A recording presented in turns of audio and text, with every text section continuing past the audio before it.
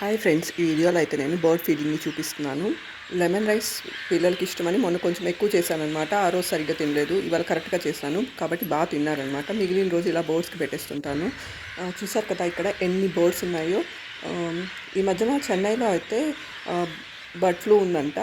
బర్డ్స్కి కొన్ని రోజులు ఫీడ్ చేయొద్దని చెప్పారు హస్బెండ్.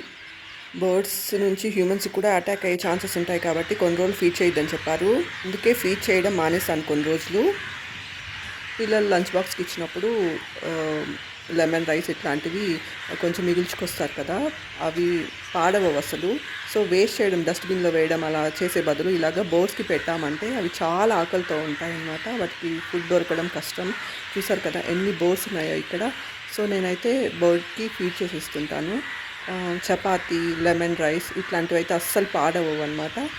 బర్డ్స్ ఏం చేస్తాయంటే వాటికి ఫుడ్ దొరికినప్పుడు ఏవంటే అవి తినేస్తాయి అన్నమాట బయటకు వెళ్ళి. అందుకే వాటికి ఫ్లూస్ అలా వస్తాయి.